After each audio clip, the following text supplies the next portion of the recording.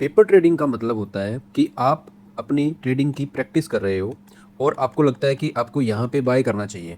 तो आप उसको रियल मनी से बाय करने की बजाय आप क्या करते हो, आप सिर्फ लिख लेते हो कि इस चीज़ को मैंने 100 रुपये पे बाय कर लिया, इसका टारगेट जो है वो मेरा 110 रुपये का है और मेरा स्टॉप लॉस जो है वो 98 रुपये का है। तो इसके बाद में आप अपनी इस ट्रेड को मॉनिटर करते हो। इसमें आप देखते हो कि आपका टारगेट आता है या आपका एसएल आता है। अगर आपका एसएल आता है तो आप एनालाइज करते हो कि एसएल क्यों आया, उसके क्या रीजन हो सकते थे, और अगर आपका टारगेट आ जाता है तो आपको पता लग जाता है कि जो सेटअप या स्ट्रेटजी आप यूज कर रहे हो वो आपकी सही से काम कर रही है। तो ऐसे पेपर पे लिखने से जो ट्रेड आप एनालाइज करते हो उसी को बोलते हैं पेपर ट्रेडिंग। इसके अंदर आपका रियल पैसा नहीं लगता।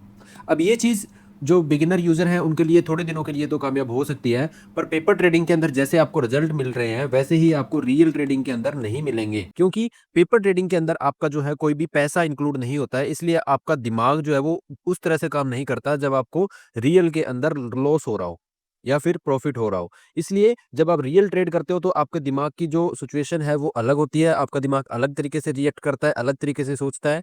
और जब आप पेपर ट्रेडिंग करते हो तब वो अलग तरीके से सोचता है। तो इन दोनों के अंदर जो रिजल्ट्स हैं वो आपको अलग-अलग मिलेंगे। इसीलिए थोड़ा टाइम आपको पेपर ट्रेडिंग करने के बाद में आपको रियल ट्रेडिंग पे ही मूव करना चाहिए, जिससे कि आपकी प्रैक्टिस जो है वो अच्छे से हो सके और आप अपनी ट्रेडिंग की जो स्ट्रेटजी है उसको इम्प्रूव कर सको।